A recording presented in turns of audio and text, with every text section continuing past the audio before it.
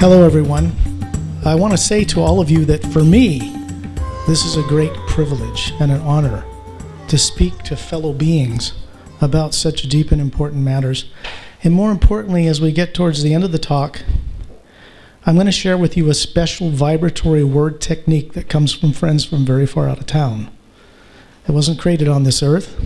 It's as old as the galaxies itself, and it will allow you to explore purposefully hidden truth for yourselves, so that I don't want people here to take what I say for granted or on faith alone.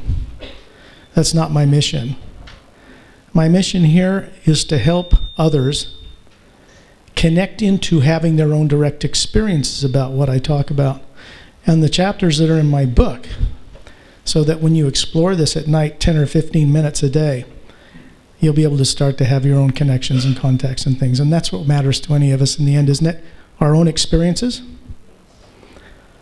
I wanted to first play a 3-minute video that I produced for this book because it's pretty self-explanatory. Kind of introduces me a bit, and I'm talking about this work. And it really shows about what I feel about my love for this planet and its people, and for my love for the planets and the people on other worlds in other dimensions, and there are so many. So I'll play that for you now.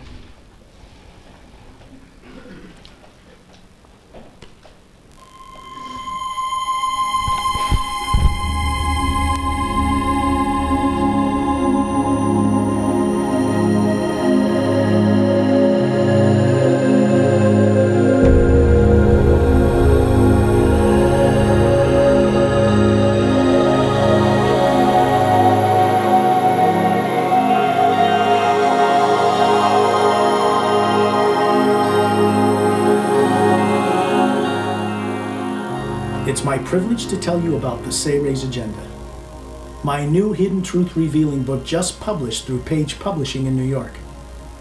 The astounding adventure reveals how a hidden government came into existence on Earth after World War II, and how a diabolical extraterrestrial group gained influential control over them.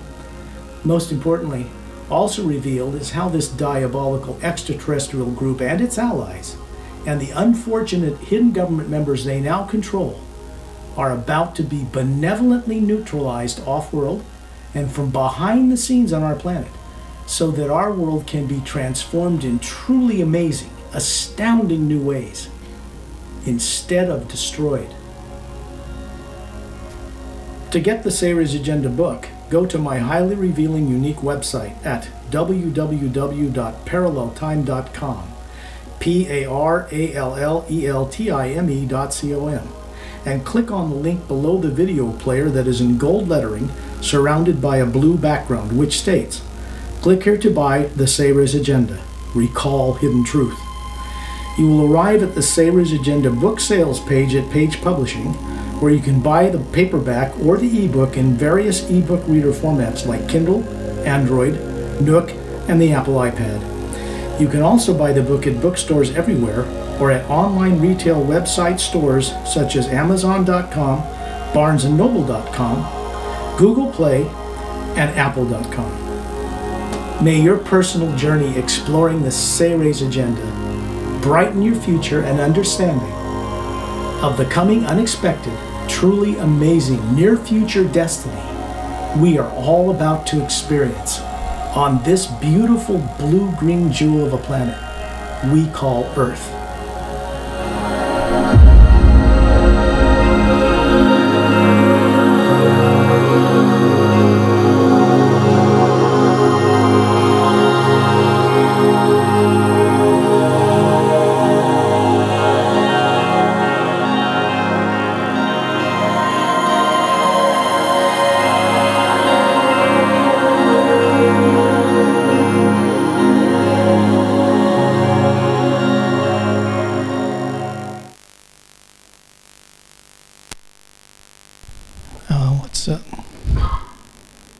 Maybe we want to turn that off. Okay, well, it won't interfere with anything, I hope.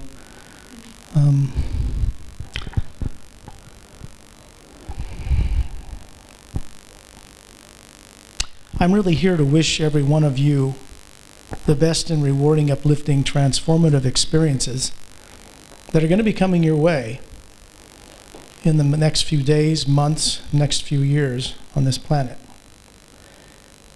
And everybody in this room knows something's up. They know something's going on. You wouldn't be here. Despite all of the incredible manipulations of extraterrestrial technology in an abusive way to keep people closed down from knowing this, every single human being has the innate ability to plug directly in to the universal stream once they learn how, and begin to discover and awaken all this information I want to share tonight for themselves. That's the purpose for my visit. In the first part of the presentation, I'm going to endeavor to assist everyone here to further explore purposefully hidden truth on a grand cosmic or multidimensional scale. Because all human beings have the ability, whether they know it or not, or whether they believe it or not, to plug in and know not only what is divine, but what other kinds of beings are out there, and there are countless trillions of them on many planets, in many levels, on many planes, and you all have the right to know about it. Most of you already sense it and believe it, but experience is the thing that divides a person from remaining in speculation, doubt, and fear, or recovering their ability to innately know with certainty hidden truth for themselves. Once that's done, there is no power in the universe, no negative force, nor negative being, nor hidden military industrial complex, or hidden government that can influence you or your direction in unfolding after that point. And the reason for that has to do with a special vibratory word I'm going to share with you and what it does. It's like a fail-safe. It was brought into creation the time that the universe was made. Kind of a way for human beings to plug back into something that plugs the pure part of themselves into the very center of their own being. And that link, once it's created, there is no negativity or negative nature that can interfere with that process. And I don't ask anybody to believe it. What I do ask is that what I share with you a little later on, that you try and begin to have the experiences for yourself, because that will make you really know what it is that I'm talking about.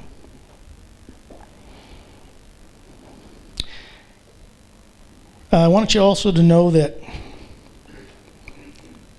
I will only reveal to you that hidden truth that I know with certainty will only be beneficial for you, which is entirely derived from what I've personally explored and experienced. I will not share with you any theories, speculations, beliefs, doubts, or fears about the present or the future. I see the future for this planet and its people to be very bright indeed. However, I do not state this because I see the mass of people in this world joining as suddenly enlightened beings to collectively turn the negative nature of this world around in time. Because we're not alone, we have countless millions of other beings who have recently made a decision off-world because a new tool came into creation that allows them to neutralize what we call evil as an experiment on this planet. It sounds far-fetched, I know. But it's never been a problem with races from other worlds, the technology or the spirituality to change this planet. They've always had that for millions of years. The real problem has been how to remove negative influences here from other worlds, and that have gotten in control of the hidden leaders on this planet, which is what they first do, and do it in a safe manner, because these guys are sore losers who are in control now. And if they were kicked out by force, they'd blow this place up, as they've done on other worlds in galactic history. Every bit of this information I'm sharing with you, every single person here has the ability to waken up. And then it doesn't have to be me telling you it, you'll know it for yourselves. I should give you a little bit of background of how I started down this road. When I was 5, I was walking up the steps to my parents' house in Salt Lake City. And they were having a normal human argument. And I could see their auras, and I was above my body. And they were having a normal human argument, but it was not violent, and there was a red energy between them. And certain rays were coming off that energy that were very painful to me as a being above that body. And I suddenly experienced myself as being a mature, adult, very expansive being. And I looked up above my head. Well, actually, I didn't even have a head. I was floating above my body in what, the only way I can describe what soul, or what people from other planets call Atma, or an atom of the divine. I was looking, I was looking above where I was, and there was a huge sphere of energy, transparent golden sphere of energy, and in it were geometric formulas and positions of the star patterns in the heavens. And I looked at those star patterns and I was astounded. I thought to myself, Earth? What am I doing on Earth? It was a shock. I didn't expect to be on the planet. And that goes into my book as to how I got here, and probably a lot about how a lot of you got here and why you don't remember, or where you came from, can't speak for everyone, or where you're really headed. Because tyrants have a way of closing down that information that affects the pineal gland in the center of the brain. In the East, in esoteric disciplines, they call this the third eye. The pineal gland is about the size of the end of your thumb, and it has a blood flow in and a blood flow out, the strongest blood flow in your body. There's a clear liquid in it. Inside it are rods and cones, just like the ones you have in your physical eyes. These rods and cones, though, and it's connected, the pineal gland, to the optic nerve, but these rods and cones are not for seeing light and hearing sound or perceiving color in this physical vibration that you see through your eyes. Those rods and cones are tuned to specific frequencies that connect to other places in creation. And if you want to know what's in other places in creation, you look through the pineal gland and you click into one of these frequencies and you're there. It's called bilocation. And you know what you're experiencing. There's no doubt when that's opened up. So that's the first thing I wanted to share. I wanted to go back a little bit and give you another experience I had when I was about 12 in Washington State, living not far from Mount Rainier in Washington in the United States. I was very curious about why my parents drank beer. I'm 12 years old and they drank beer, and I was very curious. I wanted to know what all the hubbub was about drinking beer. So I snuck into my father's refrigerator and grabbed a can of beer at 3 in the morning and walked out house across the dew-laden grass and up to the narrow roads that wove between the houses up on a forested hilltop where you could see a clear view of Mount Rainier on a moonless night. And I popped that can of beer, and the next thing I knew, I was 12. I was laying on my back in a spread eagle position with this beer opened in my hand, unspilled, looking up at a craft about 30 feet across, pulsating from blue to white light. There was no sound. And it was maybe 60 feet above a telephone pole that was about 50 feet high. And then I experienced a very strange thing. It was no fear. It wasn't one of these little gray guy adoption experiences at all. This was a human being on this craft from another world. And I knew instantly that whoever it was benevolent. And they started streaming a telepathic bunch of information to me for about 15 minutes. Couldn't gather it all as a 12-year-old, but it went into my subconscious. And after about 15 minutes, the craft pulsed faster and faster and shot up into space. I got up, dumped the can of beer out, threw it in the garbage, never drank it, went to bed, never told anybody. A week later, I was coming home from a choir practice, and this bus would drive a couple miles up the hill through the forest and drop me off at a wooden bus shed, and I was the only one dropped off. So it dropped me off, and I watched it drive down the hill a couple miles until it disappeared into the trees. And then my head got pulled up by some benevolent force, and I experienced the same wondrous, loving, highly intelligent nature of a benevolent human being from another world. And what I saw were two groups of these same ships, 15 in each group in triangular formation, 5,000 feet up, pretty close. This was at a time when there were a lot of UFO sightings around the planet, especially around Mount Rainier. There was a Piper Cub pilot who was flying around that mountain at that time that photographed some of the most realistic images of a group of squadron of these alien craft flying around the mountain. And he coined the phrase flying saucer. That would have been about 1962, I think. And these crafts, they wanted to show me something, so they broke apart and they did this wild maneuvering in the sky, I guess for my delight. Then they regrouped into these two triangle formations, tipped towards me, and shot up into space. I went home, I told no one. Never mentioned it to anybody, to parents or anybody. At the time, I think it was a wise idea, especially at that time. When I was 21, and there were ongoing experiences, I just want to share another one with you, because I learned his name. I was traveling with a man and his wife and their new baby. We were on kind of a spiritual journey together, and we were on our way to Salt Lake City, Utah, at night, another moonless night, out in the desert, the Salt Flats. And we had the radio station tuned to a country western station, which the people in the front of the car liked. And suddenly the radio station started blurring around, hit on a different channel. And I heard this voice. He said, "My name is Monka." And he told me he was a benevolent human being, and we'd met before. And he said, "I want you to witness something." Oddly enough, the people in the front could hear this. And then the next thing we had happen was we tuned in, this radio station tuned into a military channel between two Black Hawk helicopters and a general at a base nearby. They'd picked something up on radar, and they were tracking it, and this guy was allowing us to hear what they were saying. This general was mad, and he was telling these guys to go out and get that, you know, whatever it is, and track it down. So we heard these both helicopters with no lights fly over the top of our car. We'd pull over the side of the road. And then I heard Monka say to me, "Watch this." And he wanted us to look out the window up about 5, 6, 7, 10,000 feet out over the desert. And we did, and there was a flash of brilliant cobalt blue light. Lit up the whole desert. And then it just shot straight down into the ground as if it was going to explode.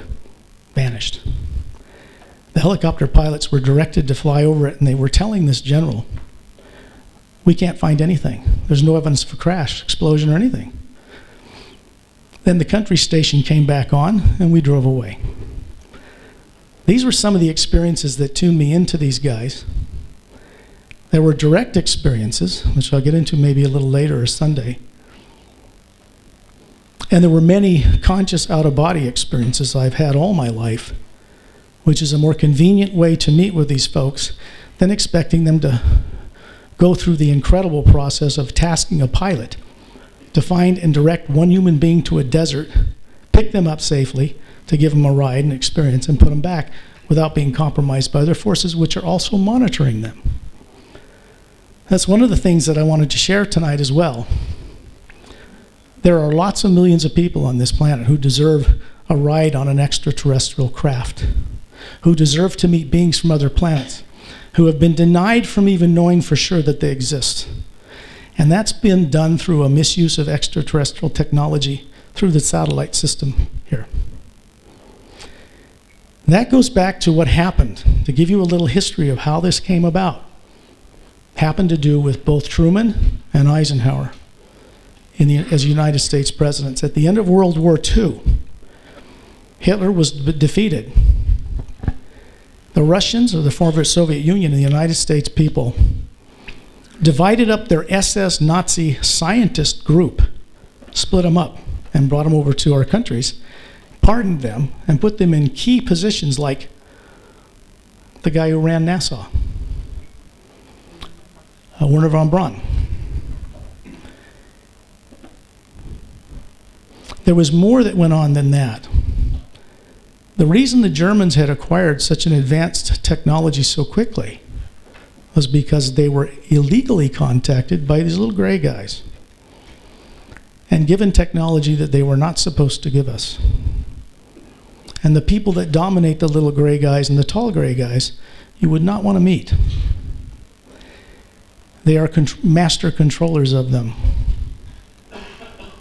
These little gray guys provided the technology of how to build nuclear bombs, for instance, which is outlawed outside of this planet in case you don't know it. They're not allowed to be built. They don't build radioactive materials, period. They don't fly their craft. They don't power their technology with any such things because there's no constructive use for them. If a radioactive isotope that man makes on this planet gets out of its little lead box, kill everybody in this room in 3 days. And all it does is boil water. Does it make any sense, since it costs 1/10 as much to boil water using natural gas in order to run a generator to make electricity? If it costs 1/10 as much, what's keeping nuclear power in place? It makes absolutely no sense at all, does it? None. People are becoming much more conscious of this worldwide, especially after Fukushima. One of the things I wanted to share with you all is an example, which you won't hear on the news, about how this benevolent ET races, many of them, are beginning a transformation process on this planet. Ted Marr, who's the radio station host, who's here today, and we'll have some radio station, he's going to do his live show from here tonight, I think about 11. Just tested the water off Washington in the oceans. And he's right here. That's Ted Marr. Several months back after Fukushima accidents, there was 60 rads at least of measurable radioactivity in the coastlines from Alaska all the way down to South America. And there was a huge plume of this radioactive material heading towards, I think it was going to head towards Seattle, if I'm not mistaken, Northern California, which was 100 times more destructive than all the nuclear bombs set off above ground. That destructive. Well, about a month ago, month and a half, 2 months ago, I'm a little here, get some water. 2 months ago, the waters were tested again. And all the radiation's vanished. It's gone. It even was announced on California TV. Not nationwide, not worldwide. It disappeared completely. And I can tell you it wasn't our military or our governments that had anything to do with that. This goes back to the Cold War with the Soviet Union. During the Cold War with the Soviet Union, there were 12 actual times that these knuckleheads on both sides actually pushed the button to annihilate this planet. They never disclosed to the public. It's one of the most highly classified things in the entire world. Every time they tried to have a nuclear war, 2 of these craft, 2 or 3, would hover over a base here in the Soviet Union and shut down their launch computers and then leave. And then turn their launch computers back on with the launch mode shut down. This actually occurred 12 times during the Cold War with the Soviet Union, which means that some benevolent interference has been going on all along to neutralize a lot of the more negative totalitarian extraterrestrials who got into control of a hidden elite government on this planet after World War II. And here's how they did it. President Truman, created the National Security Act and the CIA 3 weeks after the Roswell crash in New Mexico. 3 weeks. Because they needed to have a way to get 35 countries, including the US, to agree to classify all knowledge of extraterrestrial life. Because they thought, we just had a war. The Nazis almost got nuclear bombs before us. And they wanted people to be baby boomers. They wanted people to rebuild a destroyed world after World War II. And if they gave all the people the truth about what they were meeting in secret, good and bad, people wouldn't have been secure enough to rebuild the world and have babies, because they would know our militaries could not protect us if these guys turned to be bad and wanted to take us out from outer space, because they could. So they classified it. They were very frightened. Eisenhower inherited these 2 created acts. And he actually met with the first group of human benevolent extraterrestrials out at Edwards Air Force Base in secret. And that really scared him, even though the beings that he was meeting with were human and they were very uplifting, highly advanced, and he was uplifted. He was scared because they had one requirement. That requirement was that we give up all nuclear materials, radioactive bombs and everything else, worldwide. And then they would come here and make us a spacefaring race. We would have been a whole different planet right now. Eisenhower turned them down. They just got a bomb. They used it on people for the first time. And they were frightened that if a benevolent race they say they are, and they gave up all their nuclear technology, we'd be vulnerable to a foreign power on Earth or an alien race that wants to conquer us. There'd be no weapons they could use. It was foolish thinking, but he was scared. A few months later, what people don't know, and you need to know it, Eisenhower met with another group, and this has to do with an off-world treaty amongst alien races. A treaty between mostly benevolent races and a few very tyrant races that are highly technologically advanced. That treaty goes back 500,000 years to the end of a galactic war that took place that was very destructive. This treaty came out of that. So for that much time, there's never been a war in our galaxy. But there has been a Cold War going on ever since. If you know anything about tyrants, they'll sign any treaty and do whatever they can, just short of going to war, in order to try to get another piece of property. That's as simple as it is. Eisenhower met with another group. They were not human. They were bipedal, tall, powerfully built. They have command of the tall and short grays, influentially, one way or the other.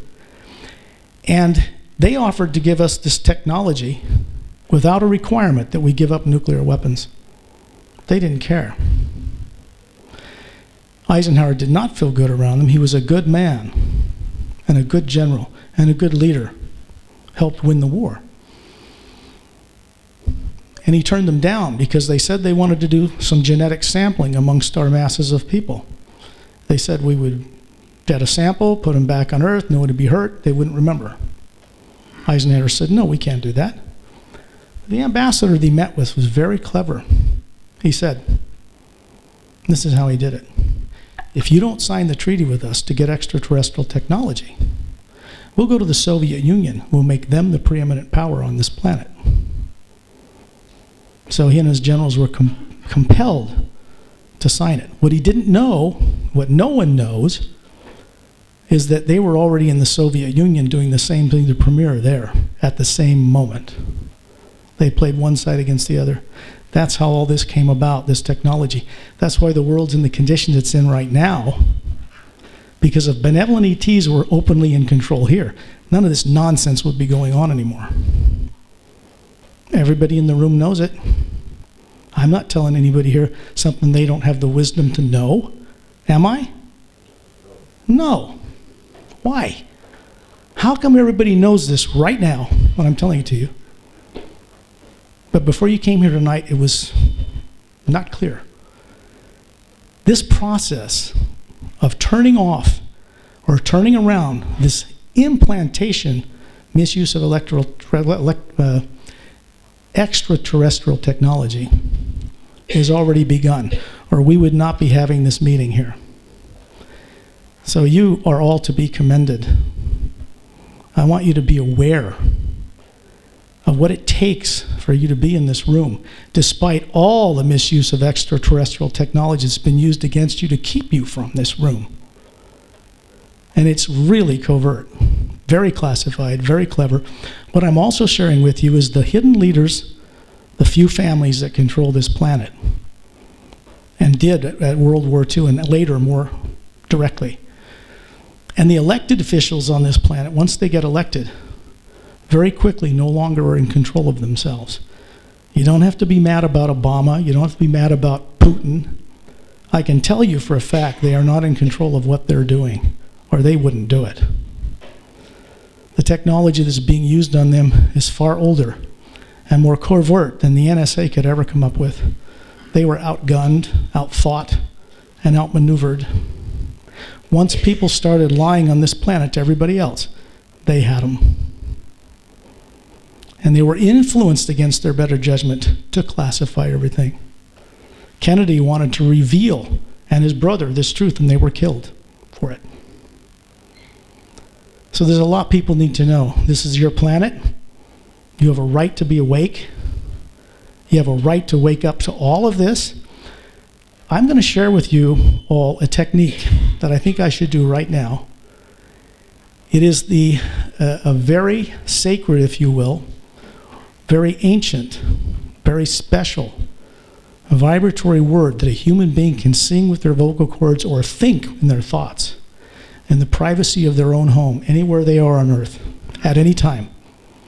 And it will connect you through the pineal gland, which has been shut down for all intensive purposes in most people.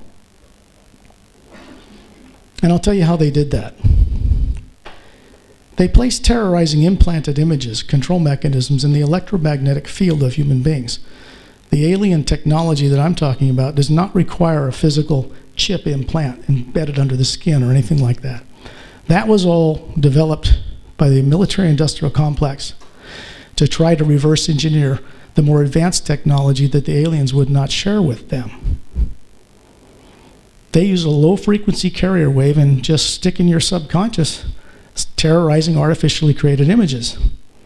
And then, once that's done, if you try to go into the direction of the truth you know is innately in you as a more advanced being, an ability to know the universe directly, plug into it and know things, then you get the fear, but you don't get to see or hear what it is.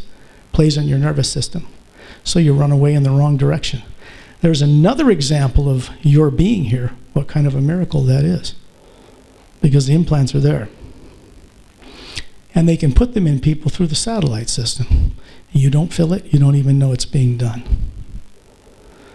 And that process is starting to be undone worldwide as we speak here today. And it's starting with some hidden leaders. But first, I want you to understand that this problem is a lot bigger than the Earth planet.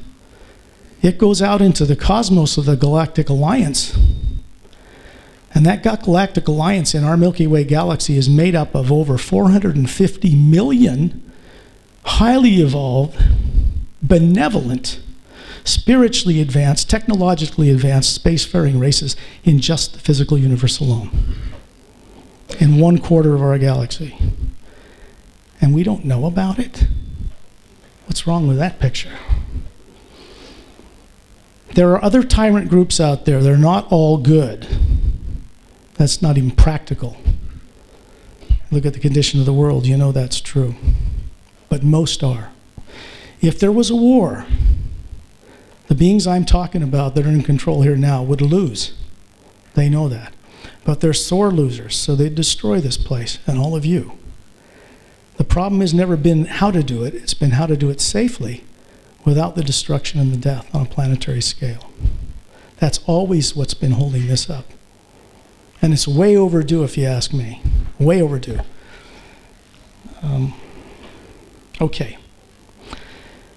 This vibratory word only comes from love, but love on a grand cosmic scale. Love, like Mamek was talking about. Love for all life, not just life on our planet. Because if that's all you can love, you're trapped. We got to get our hearts and our consciousness open to appreciate and love and enjoy life as it is in the creation on all the levels. Human beings have the ability to enjoy and directly know and experience with confidence all of this.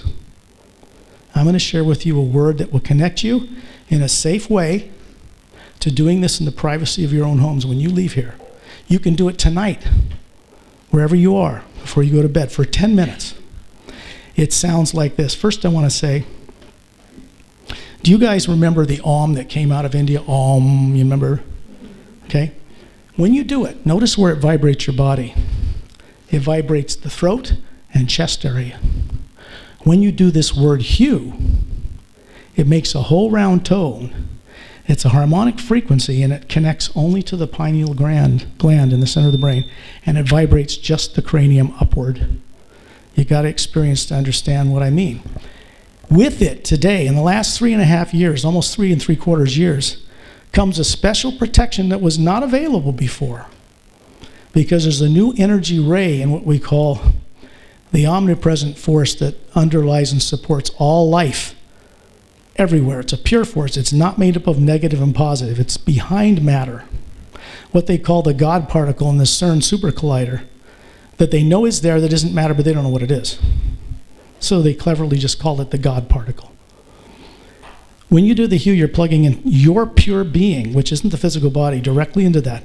Once you do that, it's like putting a drop in an ocean of the same energy. And you can begin to experience all that's in that universe on many dimensional levels. A normal human being on another planet has a telepathic, they have a photographic memory, they use 100% of the 100% of the brain they have instead of 6 to 10%. On Earth, you got 100% of a brain. We should be using all of it. But when certain genomes on your DNA are shut down by precise frequencies, you can't access that. A normal human being lives at least 1,000 years or more. The beings that are out there that travel in ships live a lot longer than us, folks. And so do the tall grays. They live 800 years. How are you going to compete when you've been shut down to live no more than 100 against that? It's not a fair playing field, is it? And we don't deserve this anymore, none of us. This is how this sounds.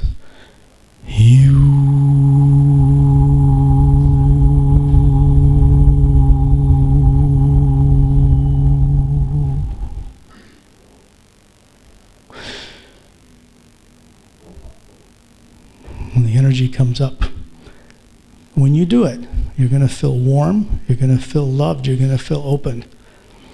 I would say this, when you go to sleep tonight, sing this word out. Imagine somebody you love. It can be a person, place, or thing. Get that feeling going for a cat, your car, I don't care, your tennis shoe. Get that feeling going. And then when you hue, realize you're actually plugging voluntarily directly into the source behind all life. Call it God, call it whatever you want. But it's a place you're destined to return to become a co-creator with that source. All human beings are destined to be a conscious, fully aware, knowledgeable co-creator with that source. Every one of us.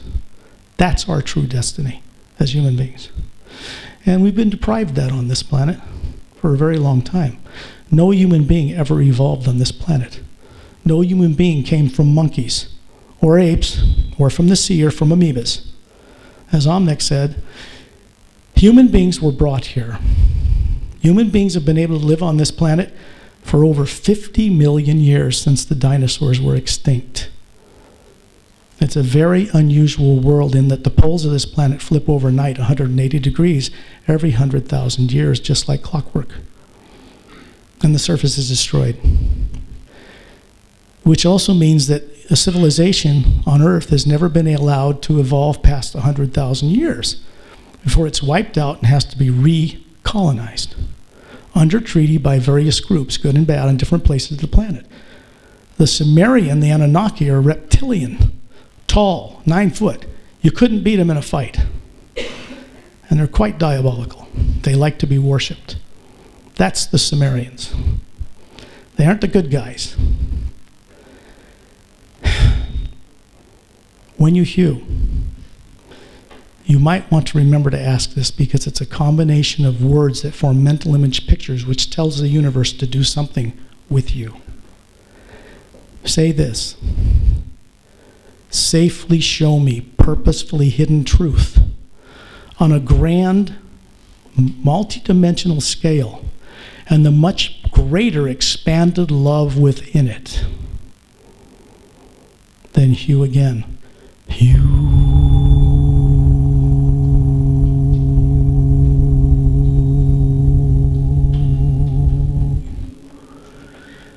We should, if you're willing, let's do it together. Because when you do this, you're starting to connect into this process of getting the implants removed, meeting beings from elsewhere. It all starts to unravel from this point. Let's do it.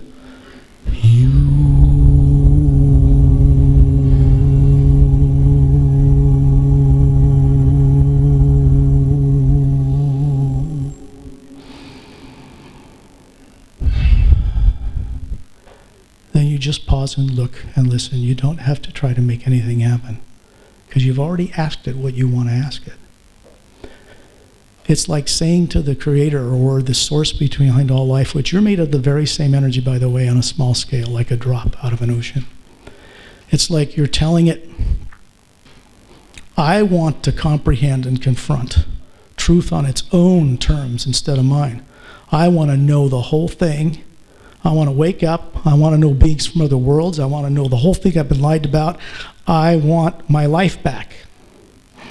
That's what you're telling it. And that takes being aware enough to use your imagination in this way. The imagination, people on Earth have been tricked into thinking that their imagination is okay to use in a negative and a positive way. That splits the being in half, and they can't function properly. There's only one true way to use the imagination, and this will make sense to you when I say it, is to only create with the imagination that which is of benevolent good to all life, everywhere. Because then you're acting like the source and you wake up to it. That's what we're all here for. Let's do that once more if you're willing.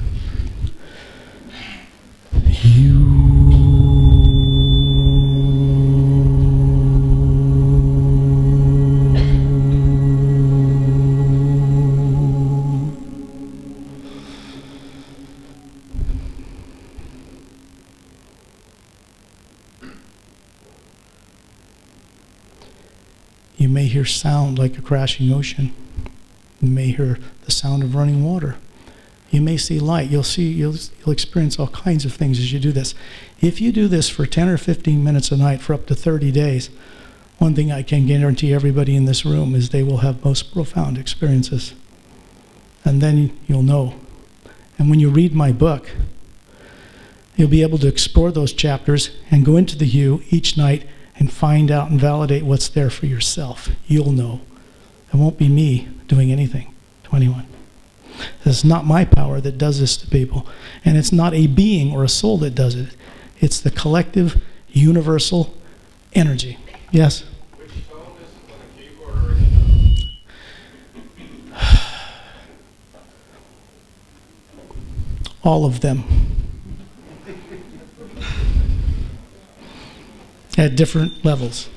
But the hue, when a human being does it with their vocal cords, whatever tone's comfortable for you, begins to connect you to the benevolent beings and master teachers on countless world systems and countless dimensions. You begin to wake up. Not to something you're learning for the first time. That's a program. You're beginning to wake up to what you've been long kept from knowing that was taken from you without your awareness or consent. That, I think, should wrap up my first presentation. And we'll go deeper into this on Sunday. Thank you.